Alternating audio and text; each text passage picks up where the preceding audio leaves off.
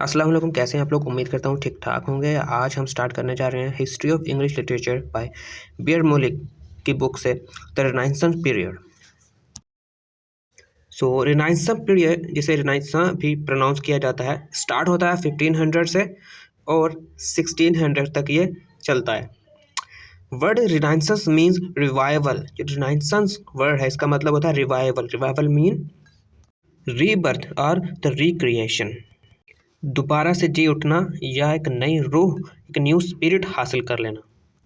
With the revival of learning and gradual enlightenment of the human mind after the darkness of the Middle Ages, there began a sharply distinct and new epoch in the literary as well as political history of England. Middle English की darkness के बाद अब England में revival of learning और gradual enlightenment of human mind के साथ एक बिल्कुल ही शार्प और डिस्टिंक्ट दौर का आगाज़ होता है। मिडल एजिस को या एंग्लो नॉर्मन पीरियड को डार्क पीरियड इसलिए कहा जा रहा है क्योंकि इसकी दो वजूहात। नंबर वन पे तो इस एज में लिटरेचर बहुत कम प्रोड्यूस हुआ, इसलिए इसको एज ऑफ इनफर्टैलिटी भी कह सकते हैं। सिवाय चौसर के हमें कोई बड़ा नाम नज़र नहीं आया। विलियम लैंगलैंड और जॉन गोवर भी आते हैं, लेकिन वो चौसर से उनकी इम्पोर्टेंस थोड़ी कम है। सेकेंडली, इस एज में इंग्लैंड में एक बहुत बड़ी पेंडेमिक जो है लोगों ने सफ़र की, ब्लैक डेथ के नाम से, और बड़ी तादाद में लोग जाँ भाग हुए।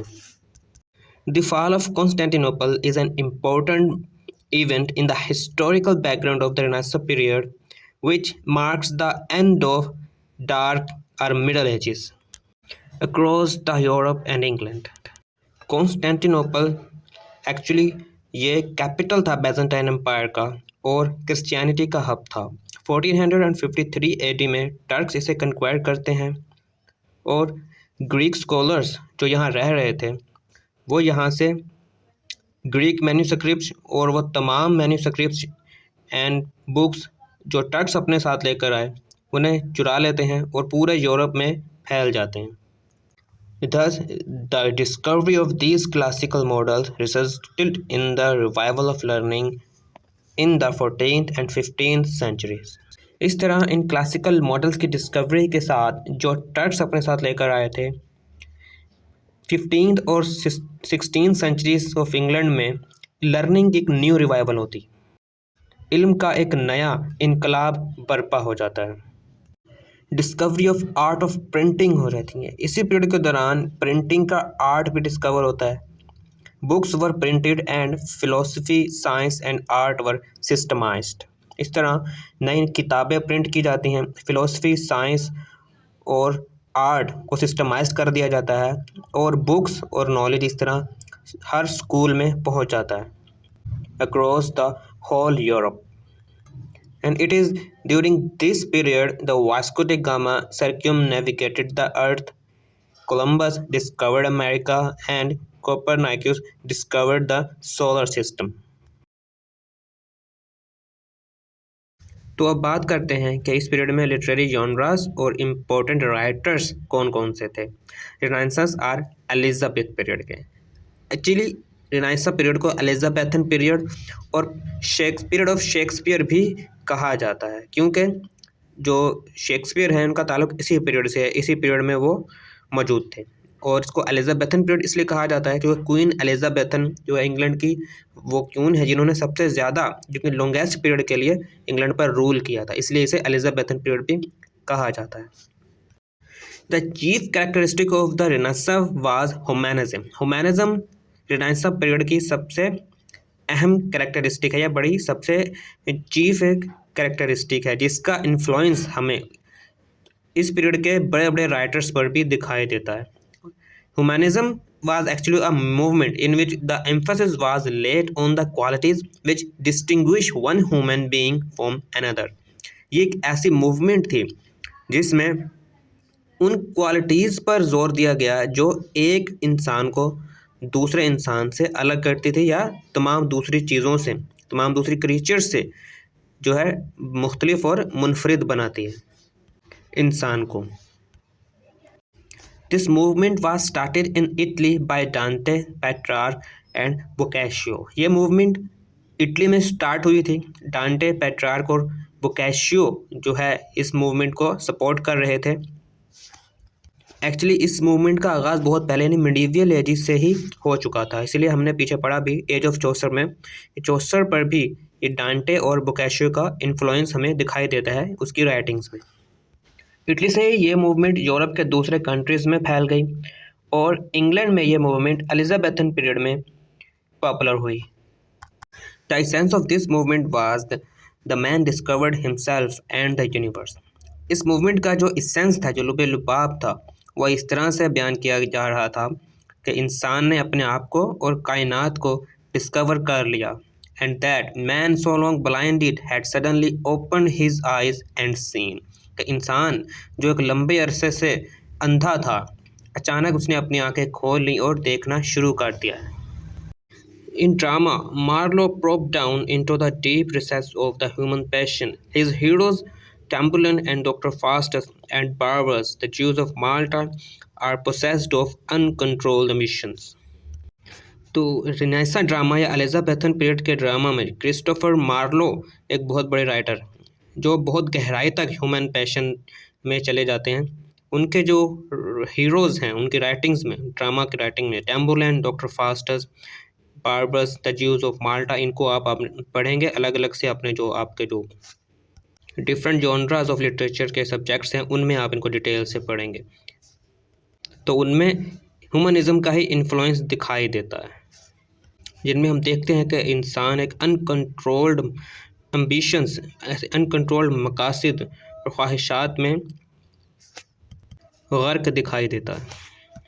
और हिस्ट्री ऑफ इंग्लिश लिटरेचर और एलिजाबेथन पीरियड का सबसे ज़्यादा distinguish name William Shakespeare was a more consummate artist. वो सबसे ज़्यादा मास्टर आर्टिस्ट था ह्यूमनिज़म पर। Who carried humanism to perfection, humanism को परफेक्शन तक लेकर आए। His genius fed by the spirit of renaissance life को मुकम्मल और हर पहलू से देखने के काबिल बनाती है।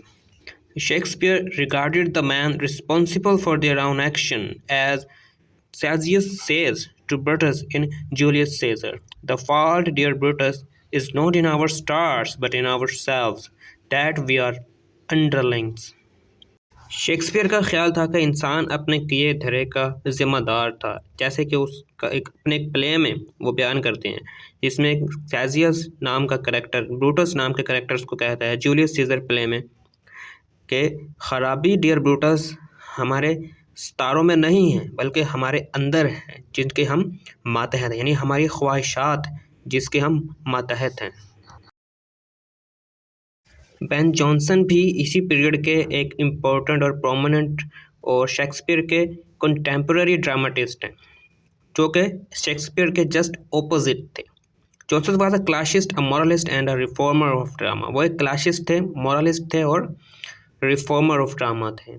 In his comedies, he tried to present the true picture of the contemporary society. वो अपनी कॉमेडीज़ में सोसाइटी की एक ट्रू पिक्चर को रिप्रेजेंट करते हैं, और उनकी जो इम्पोर्टेंट कॉमेडीज़ है जिसमें वो अपनी थ्योरी ऑफ ह्यूमर को इलस्ट्रेट करते हैं, उनमें every man in his humour and every man out of humour, the alchemist, the Bartholomew fair शामिल हैं। इसके अलावा एलिजाबेथन ड्रामाज में Edmund Spenser, George lily, George Peele, Thomas kid, Robert Greene भी शामिल हैं।